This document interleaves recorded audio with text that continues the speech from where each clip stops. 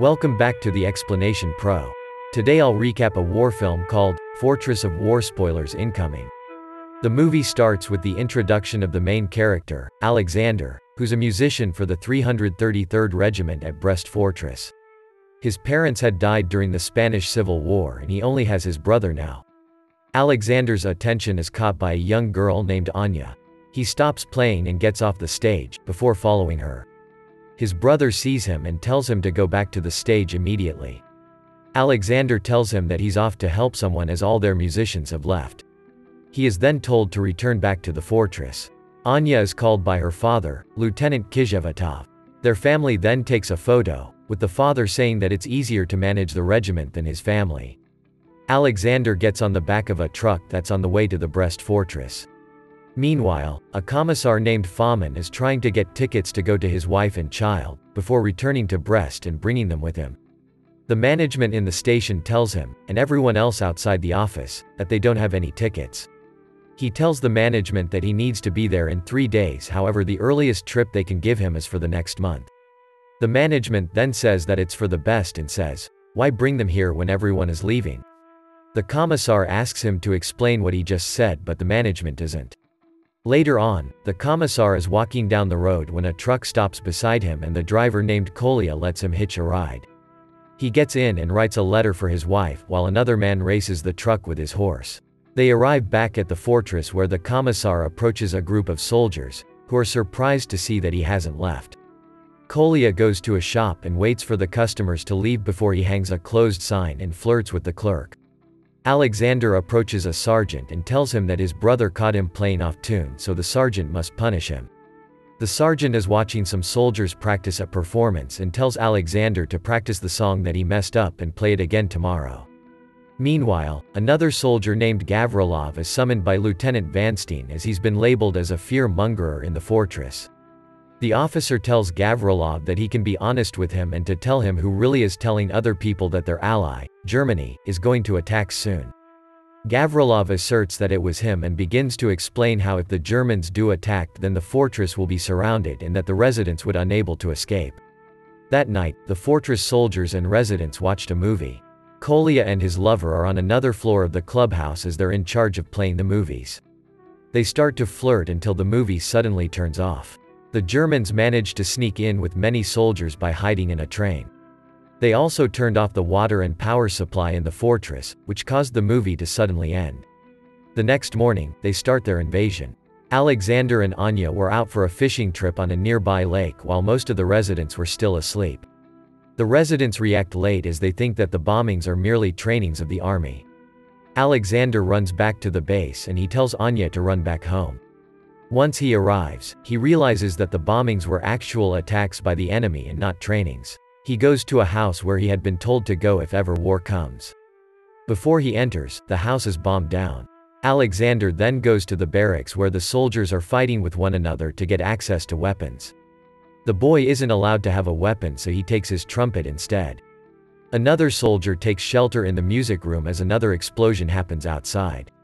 He then tells Alexander that things seem to have calmed down after no explosions followed after that.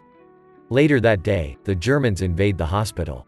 Some of the people try to run out and escape the fortress gates, but they are shot down by the German soldiers, creating a pile of bodies outside the gate. Gavrilov arrives at the eastern fort and sees that the soldiers there are disorganized and panicking. He pulls Alexander aside and tells him to play something on his trumpet. He does, but the soldiers are still in chaos, with one even telling the boy to stop and leave. Finally, Gavrilov fires a gun in the air and rallies the soldiers back into the barracks as he takes command. At the comb gate of the fortress, Fomin takes over the unit as their commander was gone. He instructs the unit to not waste their ammo as well as to continue their attempts in contacting the main city for reinforcements. Kizhevatov takes command of the 9th Frontier Post after their commanding officer died. He tells them to dig their weapons out of the rubble. Then, German troops surround the area. Kizhevatov's unit charges toward the Germans and manages to have them slowly retreat while Fomin is still desperately asking for reinforcements. Meanwhile, a superior officer approaches Vanstein and tells him to divide the unit into smaller groups and have them retreat. Vanstein asks for his papers, which the officer was able to give. He then asks the officer to show his shoes and they find out that the officer was a German soldier. The soldier tries to escape but Vanstein manages to shoot him before he jumps out the window. Kolya returns to the clubhouse and tries to get his lover out. The Germans retreat to the clubhouse and find Kolya. They kick him down from the balcony and then break through the door where his lover was previously trapped. While Fomin is still trying to contact their head office, his unit finds that a group of residents from the hospital are huddled together and being led away by the Germans. Fomin and another soldier approach them without weapons, seemingly surrendering. He then yells at the residents to get down while the rest of the unit opens fire on the Germans. The civilians retreat into the basements and Fomin returns to this unit in shock. He then orders another soldier to find out what's happening in the main city of Brest. The soldier drives a vehicle through the fortress when a civilian woman asks for ammunition. He tells her to get in as an explosion happens behind him, but she goes back inside the house. He then drives away and passes by a tree where Alexander is hiding. Alexander enters the house to find his brother, as it was where he lived with his brother before. He finds two survivors, one being the woman earlier, and asks them if they've seen his brother. The Germans open fire on the house and the male survivor tells him to leave. Alexander refuses until the man tells him that it's an order. The two stay back and agree to avoid capture. The man shoots the woman dead before shooting himself. Alexander, who's hiding in a corner in the house, flinches as he hears this. The soldier arrives at the gate but cannot pass through because of the bodies, so they turn back. German tanks then enter the fortress, running over the corpses outside the gates. Gavrilov's unit faces off against them by using explosives against the tanks before charging toward the German soldiers. After the battle, Gavrilov finds a young dying soldier and asks for his name. The young man answers that it's Akimov before he dies, revealing that Alexander's brother had died. Later on, Vanstein's unit starts to lessen in number as they doubt if reinforcements are arriving. Gavrilov holds a funeral as they bury Alexander's brother. Kizhevatov returns to his family and sees that more refugees had joined them in hiding, but Anya wasn't with them. He then tells them to come with him to the basement of their barracks. The next day, Alexander wakes up in the middle of the battlefield.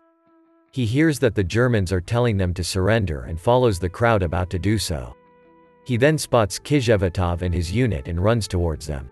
Alexander asks him where Anya is and eventually realizes that she's not there. He runs back outside, despite Kizhevatov calling him, and says that he'll find Anya. Meanwhile, Kolya eventually wakes up and sees that the soldiers are taking his lover captive. He eventually finds a way to sneak out but is unable to bring her with him.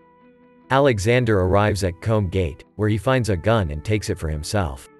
He then sees Fomin and the other soldiers interrogating a captive German. The German tells them that they've already taken over the city of Minsk, although they don't believe him. A Russian plane arrives and the soldiers think it's their reinforcements. However, it's shot down by German planes, but the pilot manages to survive and land at Combe Gate. The pilot then tells them that no backup is coming as the Germans have taken over Brest and the remaining Russian army is going to Minsk. The soldiers are starting to have problems with resources, especially water. Although Gavrilov's unit manages to find water, they cannot drink it as it has gasoline. Fomin initiates an order to rally all the remaining soldiers in the fortress to attack together. He asks two soldiers to deliver the order, ignoring Alexander volunteering himself. He then tells the boy to bring a canister of water to the wounded. He goes down to the basement and hands the water to the doctor. He then hears a wounded person say that there may be some water in the store. With his gun, Alexander goes out to get it. Alexander finds the soldier meant to deliver the order, who is now injured and unable to continue his task. He asks the boy to continue it for him. Alexander crawls into a building to hide where he finds Anya.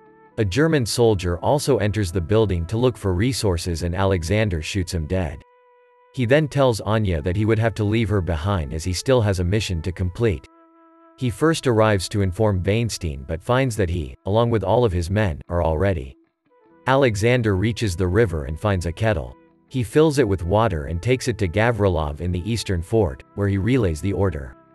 Gavrilov asks for his name and he tells him that it's Akimov. Gavrilov then mutters how he's lucky with the Akimovs. Later on, all other units wait as Fomin's unit fires the flare. They launch their breakthrough but they are eventually overwhelmed. Fomin, Gavrilov, and Kizhevatov eventually order their men to fall back. The next morning, the Germans offer a ceasefire and allow them to retreat.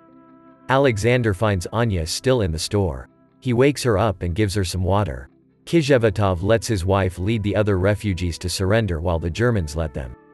She walks in front of the crowd and carries a white flag. He then sees Anya from afar being held up by Alexander. Kizhevatov runs towards them and hugs Anya as he's relieved to see that she's alive. He then orders Alexander to retreat with her, as Anya wouldn't retreat if Alexander doesn't. He watches as the boy takes her away and they join the crowd. On the next day, the Germans drop a 2-kilogram bomb on the fortress. They then eliminate the remaining people hiding inside the buildings by burning them from the inside using flamethrowers. The truck driver is seen to have survived and is taken by the Germans to have a victory photo. A commanding officer then calls the driver inside the cinema and gives him a task. Kolya sees that his lover was already dead and that there was a grenade by her leg. He takes it, and as the commanding officer approaches him, he detonates the grenade, killing himself and the officer. He falls back dead beside his lover. Another Russian soldier is outside and starts to play the accordion. A German soldier claps for him before eventually shooting him dead. The unit at Combe Gate is seized by the German troops. They're lined up and forced to surrender, while those that are either commissars, communists, or Jews should step aside from the group. Fomin turns around and tells Germans that he's a commissar as well as a communist and a Jew. They take him aside and execute him by firing squad. Gavrilov orders his men to escape one by one. An older Alexander narrates that he was taken captive by the Nazis although managed to survive. Kizhevatov is already injured and being carried around by his men. Suddenly, Alexander arrives carrying a gun and a canister of water. He tells the soldier that he escaped from the refugees and a bomb dropped beside him while he ran away, which now caused him to be deaf. He orders his men to attempt a breakthrough while he stays behind and covers for them. He then tells Alexander to take a flag of the Soviet Union and carry it with him as he escapes. He also tells him to tell the story of their defense of the Brest fortress, although Alexander couldn't hear this. As Alexander leaves, Kizhevatov covers for his men but is eventually shot. He takes out a picture of his family that was taken earlier in the movie and looks at it as he dies. Alexander manages to escape the fortress. He walks into a field where it starts to rain. He peeks under the uniform, where the flag is kept safe. The movie ends as an elderly Alexander visits Kizhevatov's grave. He tells how the refugees from the fortress were eventually executed by the Germans and that he still kept the flag that Kizhevatov gave him.